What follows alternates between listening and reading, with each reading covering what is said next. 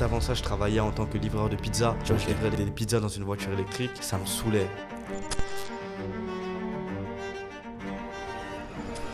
Moi, quand je t'ai vu, je me suis dit, ce mec, il est fou. Et c'est là où je me suis dit, je te jure, hein, c'est là où je me suis dit, pour réussir, il faut de la folie. Si j'avais été quelqu'un de sérieux, ça n'aurait pas fonctionné pour moi. Et là, je sais pas où je serais, peut-être dans un hôpital psychiatrique, j'en sais rien. 100% des gagnants ont tenté leur chance. Et ça, c'est très fort comme phrase. Donc, c'est pas aux gens de te prendre par la main, c'est à toi de te lever et de faire. 2018, tu vois, c'était le moment où j'ai un peu baigné dans tout ce qui est business en ligne. Je commençais à tâter le terrain. Tu m'as fait peur là.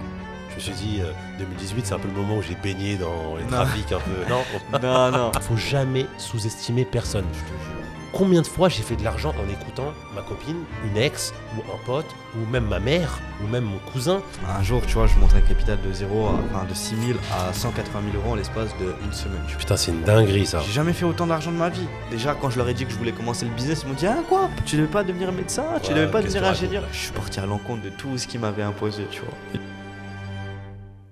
Salut mes sicarios, c'est Yacine, Cartelcast, et aujourd'hui, je reçois Steph Vibes. Et il est dans tout ce qui est trading et marché financier. Steph, bienvenue, comment vas-tu? Ça va et toi mon ref? Ouais, tranquille mon ref, bien. Enchanté, j'ai envie de dire, parce qu'on s'est connus il y a quoi? Il y a 2 jours. Ouais, il y a 2 jours. D'ailleurs, on a fait une super activité hier ensemble. On a fait une super activité, franchement, c'était bien drôle. Mais c'est ça la force de Dubaï aussi, tu vois. Ouais, c'est incroyable. On a passé une journée de malade, on a tiré avec des machine guns. J'ai l'impression que je te connais depuis longtemps, alors que je te connais depuis 2 jours. À la base, moi, par l'intermédiaire de Sereil, il me dit viens à cet endroit, je te rencontre toi, Salim, David, etc. Les gens aujourd'hui vont me dire mais comment ça se fait que tu fasses un podcast avec quelqu'un que tu connais il y a 2 jours? Mais les frères, il y a ce qu'on appelle le feeling. Le feeling, tu vois, pour moi, dans le business, dans le relationnel, c'est super important. Et à partir du moment où le feeling il est là, on vit le moment présent, on kiffe, on rigole, on est là pour s'entraider. Et c'est vraiment ça que j'ai compris à Dubaï, c'est que la force du réseau, elle est incroyable. Parce que regarde, on s'est rencontrés où déjà? On s'est rencontrés ici. Ah ouais, la première fois que je viens, t'es en train de faire un podcast. J'étais en train de faire un podcast, on s'est rencontrés. Et d'ailleurs, t'es le seul quand t'es rentré. Je t'ai regardé, je me suis dit, mais attends, je le connais ce mec. Alors que moi, je suis pas trop un mec qui regarde les vidéos sur les réseaux. Et direct, je t'ai dit, ouais, je te connais, on s'est déjà vu, c'est bizarre. Ouais, c'est chelou. Et tu m'as dit, ouais, peut-être dans une vidéo et tout. Mais moi, je t'ai dit, non, moi, je t'ai déjà vu physiquement. Et en fait, ouais, même maintenant, là, encore aujourd'hui, là, je sais même pas d'où je te connais. C'est incroyable. On est là, on s'est connus au podcast. Après, on est parti manger ensemble. On est parti faire une petite activité stand de tir. C'était vraiment sympa. Il m'a dit quoi? Il m'a dit, Steph, t'es chaud de faire un podcast? Je lui ai dit, vas-y, let's go. Vas-y, go. Parce que c'est l'occasion d'encore plus se connaître. Parce que tu vois, aujourd'hui, les gens, ils veulent comprendre un peu plus qui t'es. Moi, ils me connaissent pas. Donc, c'est l'occasion de faire encore plus connaissance pour que les gens aussi ils puissent comprendre ton histoire, mon histoire et leur apporter un maximum de valeur. Voilà. En plus, ça va être super naturel parce que comme on se connaît pas vraiment, exact. Là, de par les questions, etc., on va apprendre à se connaître. Il y aura un vrai échange. Ça va vraiment être naturel. C'est aussi excitant pour le spectateur qui nous regarde et autant pour toi et moi. Donc, naturel, c'est génial. sans filtre, sans tabou. De toute façon, toi, je sais comment t'es. Bah, sans filtre, frérot, je vais essayer de mettre des filtres parce que sinon, je vais mettre torse nu, je vais mettre tout nu. Mais ouais. En tout cas, je voulais te poser une question. Pour commencer, qu'est-ce que tu fais dans la vie? Quels sont tes domaines de prédilection? Et qu'est-ce que tu fais sur les réseaux? Bah alors en fait, j'ai commencé en 2019 à un peu apprendre tout ce qui est marché financier, tu vois. Depuis assez jeune, j'ai eu un attrait sur tout ce qui est marché financier, le marché de la crypto-monnaie, etc., tu vois. Et ce qui se passe, c'est que j'ai commencé à trouver cette voie-là à la fac. Sauf que quand la voie scolaire, en fait, elle n'est pas du tout pareille que la voie autodidacte. J'étais sur les bancs de la fac pendant les cours de macroéconomie, je regardais sur Internet comment devenir trader. Et je voyais qu'on me disait de payer une formation, faire ci, faire ça, sauf que moi, à l'époque, j'étais un radin, tu vois. Ouais, à terre. Il y en a plein qui m'envoient des messages justement et qui me disent comment commencer, comment faire, etc. Même il y en a qui sont pas forcément des radins, mais qui ont pas les moyens. Ouais, c'est ça. Et ben moi, j'étais exactement dans ce cas-là parce que tu vois, j'avais quoi, 18 ans, je travaille pas, j'étais à l'école. Moi, tu vois, j'ai vraiment opté, par mes parents un peu, la voie classique. Classique, parcours Bac scolaire. S, je vais en fac d'économie et après, advienne que pourra, tu vois. Sauf que je sais pas pourquoi, tu vois, des fois, il y a des idées qui viennent en tête, tu sais pas d'où elles sortent, mais ça te fait cogiter. Ouais, clairement. Je réfléchissais et là, en fait, par la force des choses, je rencontre un pote à moi. C'était pas mon pote à la base, il était pote avec des potes du collège, tu vois. Je le vois dans une soirée, il me parle de trading. Moi, ça tombe bien, je fais des recherches. Et du coup, le feeling, il passe plus, tu vois. Ce qui se passe, c'est qu'il m'explique qu'il est dans une société où ils apprennent à trader, tu vois. Ok. Je me dis, vas-y, cool. À Paris? Ouais, à Paris, tu vois.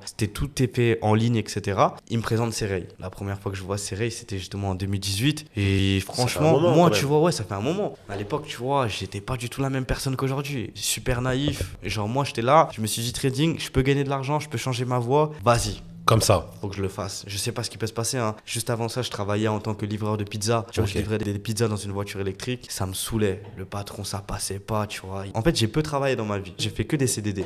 Ok. Un seul CDI en tant que vendeur à Célio, tu vois, je vendais Ok. des vêtements. Mais vite, j'ai compris qu'en fait, pour moi, le taf, c'était pas possible. C'est pas que j'ai quelque chose contre le salariat, mais à mes yeux, ça part de la connaissance de soi. Moi, je suis quelqu'un de très, très créatif, tu vois. J'ai Ouais, besoin donc de... tu te sentais enfermé, bridé Ouais, en fait. Exactement, tu vois. Et donc, de là, tout est parti, tu vois. Aujourd'hui, pour résumer mon parcours en quelques mots, je me suis lancé en tant que trader. J'ai acquis une rentabilité au bout de 2 ans. Je gère des capitaux à plus de 500 000, tu vois, Ah ouais, c'est aujourd'hui. énorme. Ça a bien marché dans la gestion de fonds pour moi-même. Et à côté de ça, bah, il y a maintenant 1 an, on a lancé une école dans tout ce qui est marché financier. C'est une nouvelle start-up. L'objectif, c'est d'éduquer les gens dans ce domaine parce que tu vois, il y a plein de gens aujourd'hui qui veulent découvrir tout ce qui est business en ligne. Ils sont en train de comprendre qu'il y a quelque chose à faire. Je dis pas que c'est fait pour tout le monde, mais c'est peut-être quelque chose. Vas-y, tu dois quand même mettre un œil dedans, tu vois. Donc, on a lancé une école, j'en suis l'ambassadeur. L'objectif, c'est de démocratiser la vision. Ouais. Elle s'appelle comment cette école?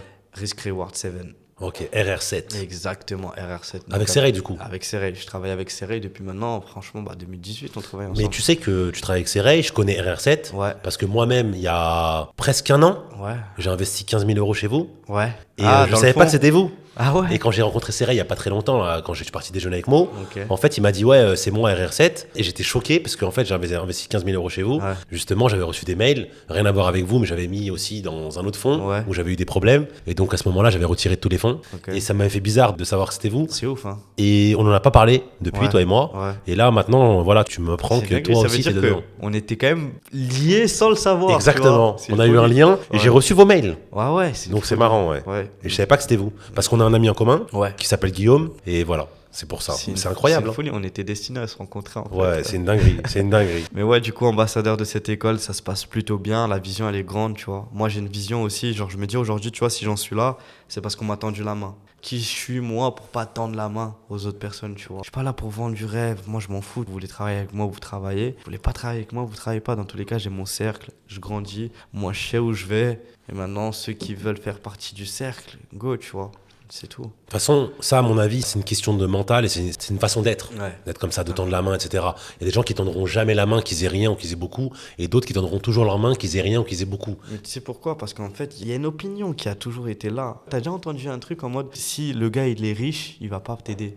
Genre en mode, il fait ça juste pour se faire de l'argent. Moi, je trouve pas que ce soit vrai. C'est pas vrai. Non. Aujourd'hui, en fait, on vit dans un écosystème, dans un monde où tout le monde s'aide de tout le monde. Aujourd'hui, toi, je te connais pas encore à 100%, mais tu as beaucoup de choses à m'apporter. Le peu de discussions qu'on a eues ensemble, elles m'ont grave aidé parce qu'en fait, je me suis dit, ok, le mec, il est comme ça, il a accompli ça dans sa vie. C'est une dinguerie parce qu'en fait, moi, quand je t'ai vu, je me suis dit, ce mec, il est fou. Et c'est là où je me suis dit, je te jure, hein, c'est là où je me suis dit, pour réussir, il faut de la folie. Bah, moi, la folie, c'est en moi, et en fait, je m'ennuierais.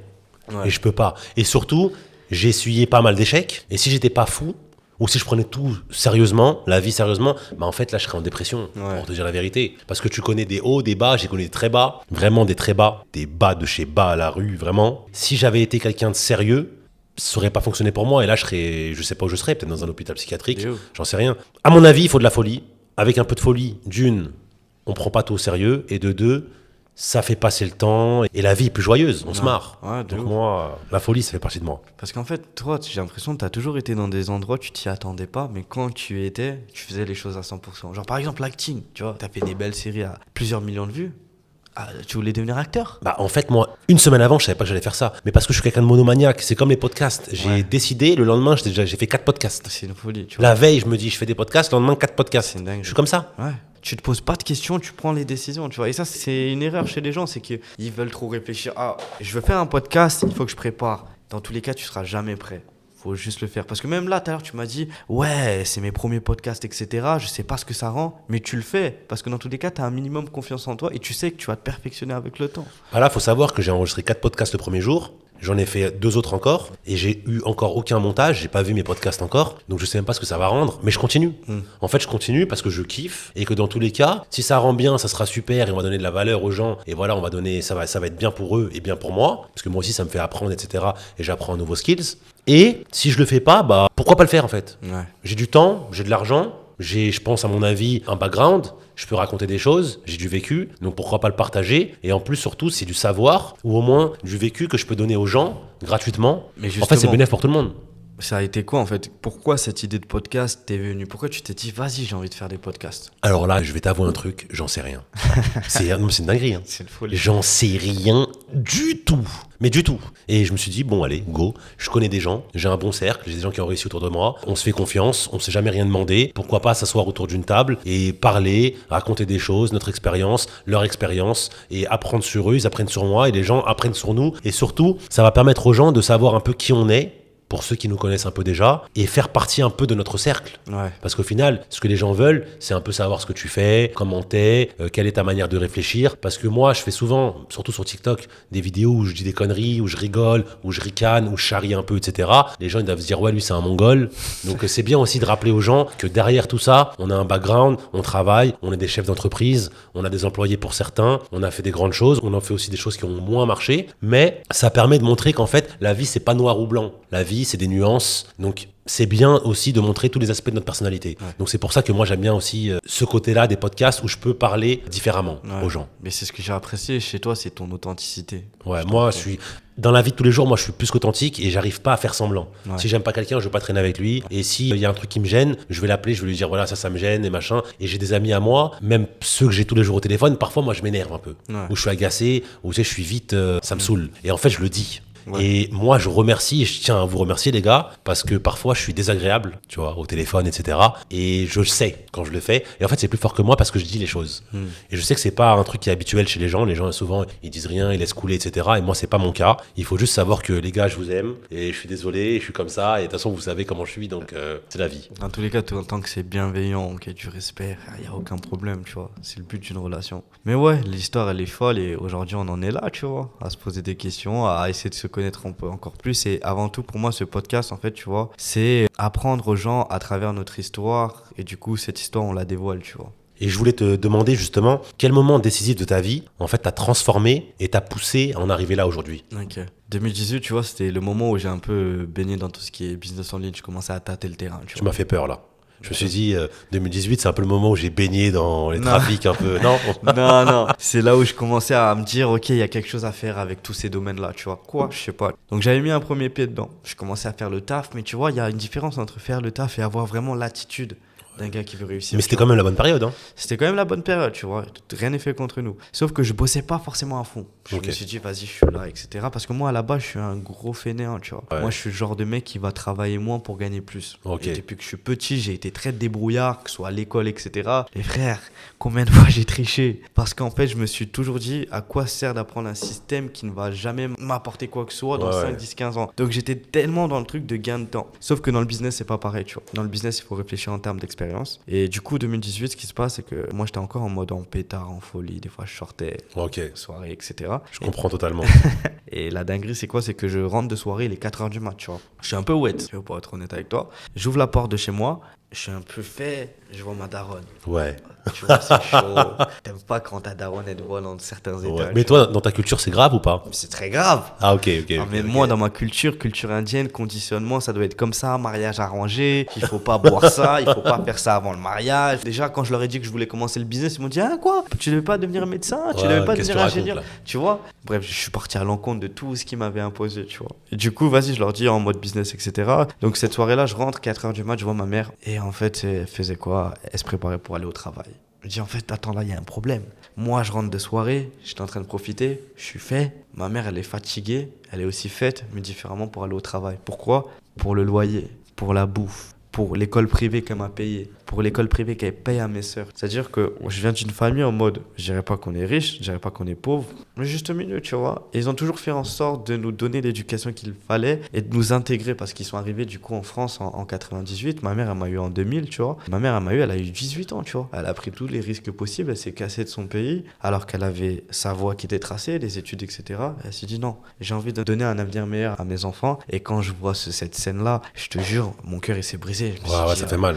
Je me suis dit, je fais une dinguerie là, c'est pas possible. Et c'est vraiment pas possible. Donc, j'ai fait, franchement, ma mère, elle m'a juste dit, tu rentres à cette heure-là. Elle m'a rien dit. Waouh. Elle m'a pas parlé. Limite, j'aurais préféré, elle m'embrouille. Waouh. Elle m'a regardé, elle a mis ses affaires, elle est partie au travail. Ah ouais, ça t'a brisé. Ça, c'est pire qu'une dispute ou une fessée. C'est tout, frérot. C'est la daronne, c'est la maman, tu vois. Elle a tout donné pour toi. Et là, tu te rends compte que tu lui donnes rien, en fait. Que, soi-disant, t'es là pour elle, mais t'es pas là pour elle, tu vois. Là, je rentre dans ma chambre. Aucun mot, je sais plus quoi dire.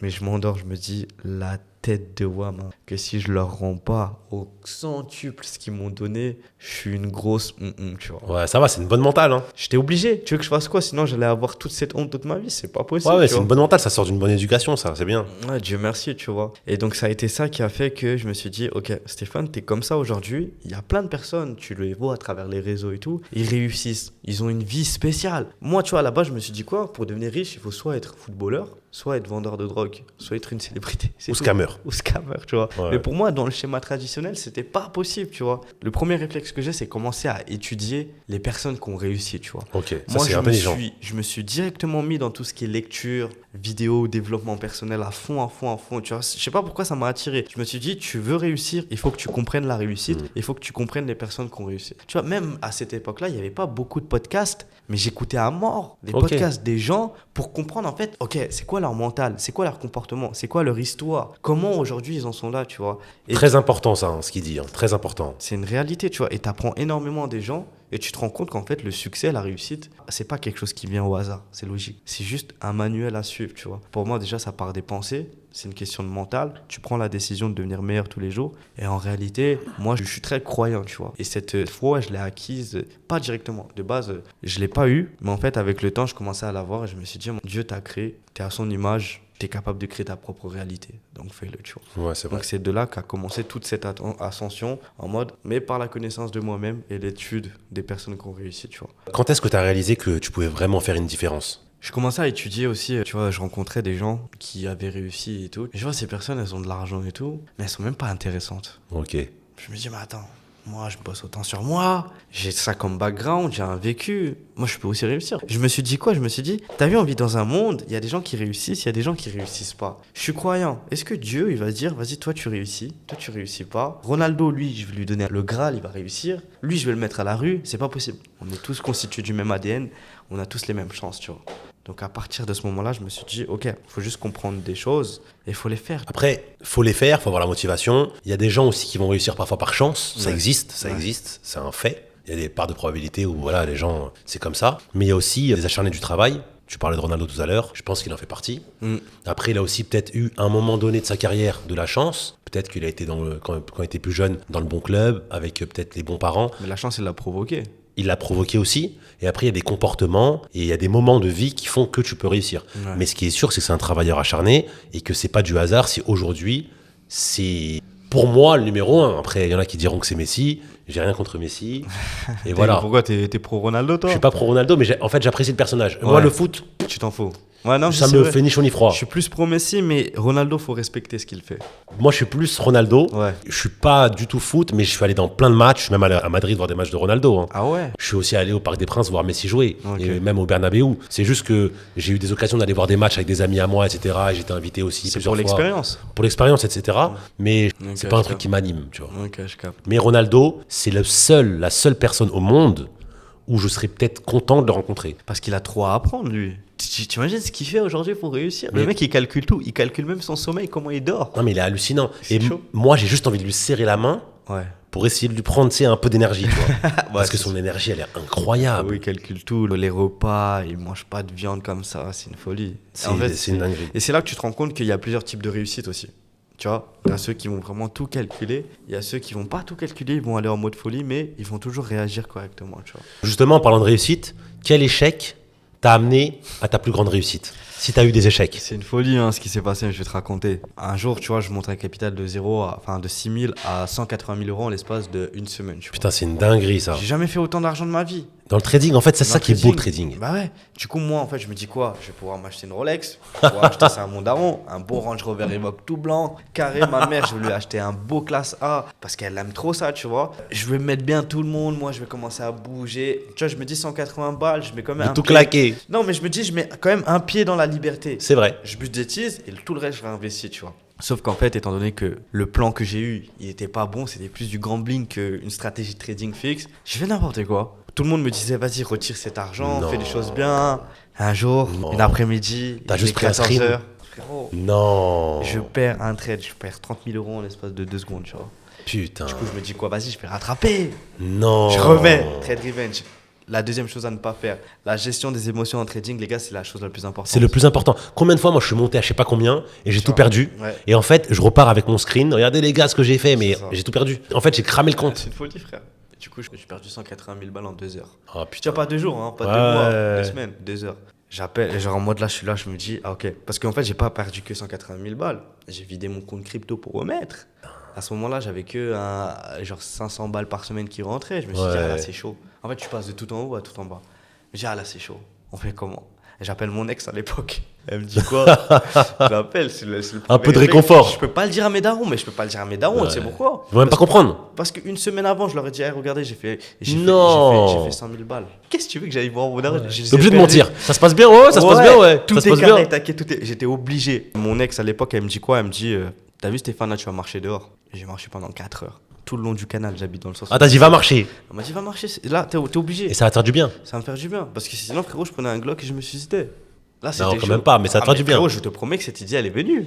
Putain. C'était chaud. Émotionnellement, c'était trop rude. Je me suis dit, en fait, c'est quoi ces montagnes russes? C'est fatigant, c'est éprouvant. Les gars, ne faites jamais ça. Et sachez que si vous l'avez déjà fait une fois, c'est que vous pouvez le faire une deuxième fois. Donc, faut jamais, jamais, jamais désespérer. C'est important de le Jamais. dire. Et- Regardez, c'est un exemple.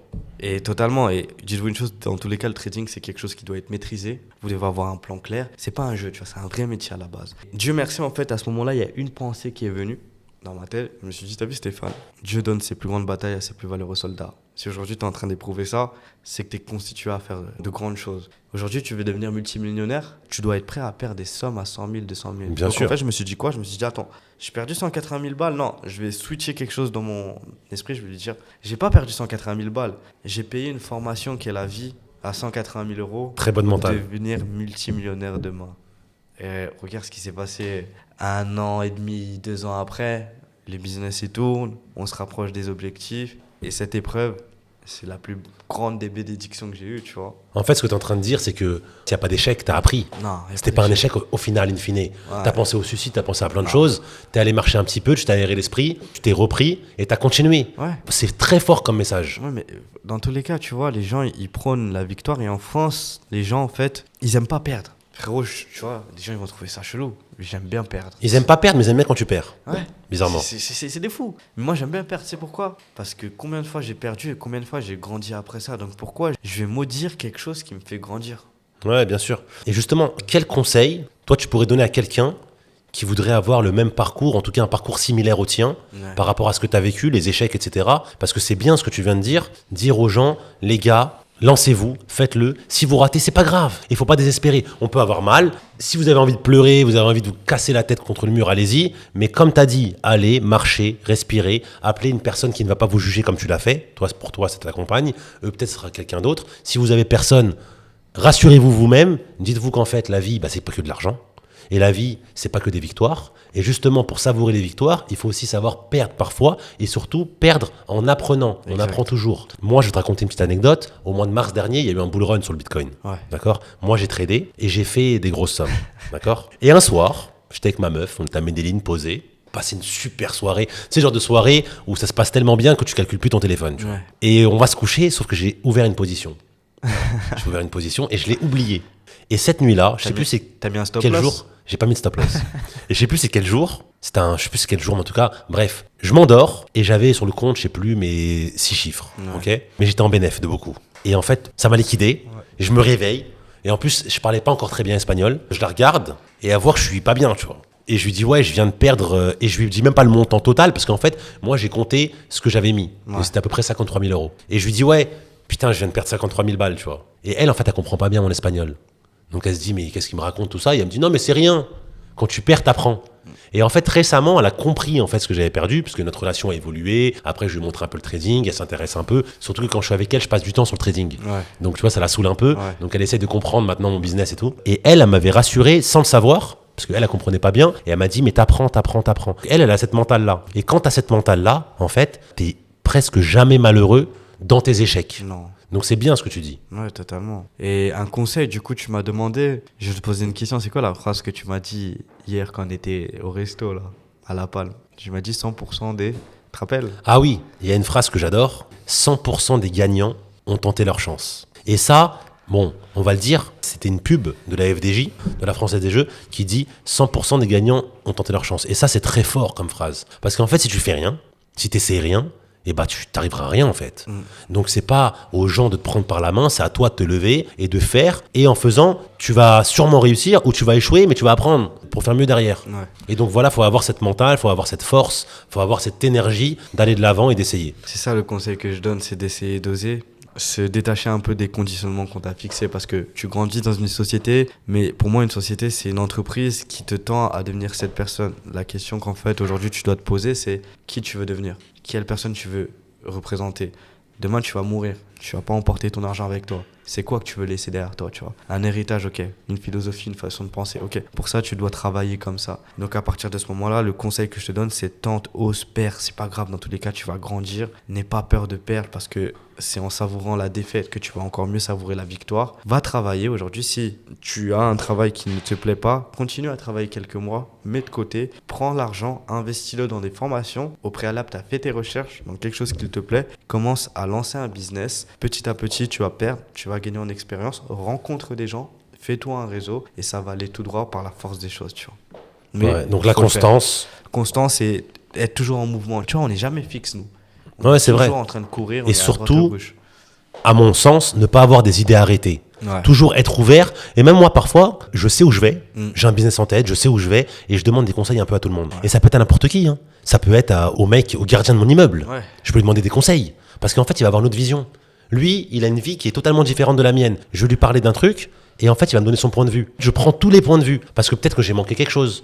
Ou peut-être que ça va me conforter dans la vision que j'avais. Ouais. Où je vais me dire, non, en fait, c'est moi qui ai raison là sur ça. Ah ouais, bien.